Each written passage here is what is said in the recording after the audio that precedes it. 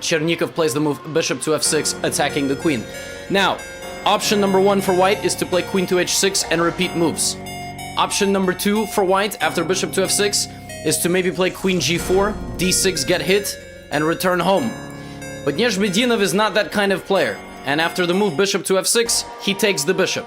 Now again, to the uninitiated, this simply looks like a giveaway of a queen for a bishop. So the idea is that after pawn takes f6, bishop takes d4, in some very peculiar chain of events, despite being a full queen down just for 2 pieces, black's position is actually pretty terrible. Why? Strategic weakness.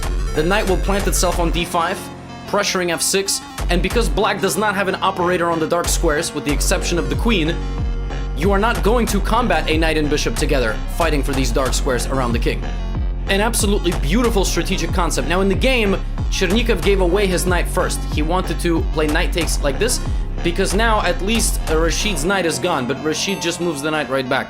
And Nezhmedinov plays knight to c3, rook e8, knight d5. I mean, everything that you expect, bishop d4. Everything plays itself. Up until this moment, the computer is still convinced that black is fine with moves like king g7, rook to d1, and d6. And all of a sudden, here, Rasheed plays just a very logical follow-up to his whole previous plan, which is rook to d3. And the idea of rook to d3 is to rotate the rook to pressure. And all of a sudden, the computer goes, oh, this is really bad. Because you just cannot defend anything. Like, his position is absolutely paralyzed because of the outpost concept and the rotation of the rook.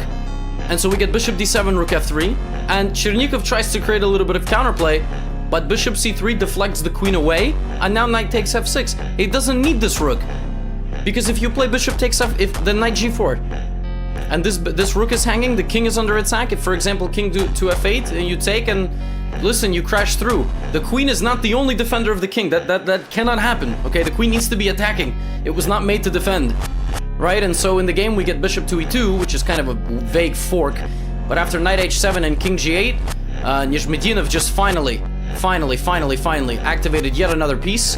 This rook is just immortal, just standing here the whole time, gets taken. But in the process, look at this. I mean, this rook is under fire, and you can't move the rook.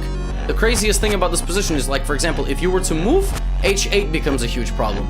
And the game ends with exactly that. And look at this. I mean, ladies and gentlemen, like, I'm sorry, I should have been a parental advisory warning. I mean, he literally sacrifices the entire house of pieces.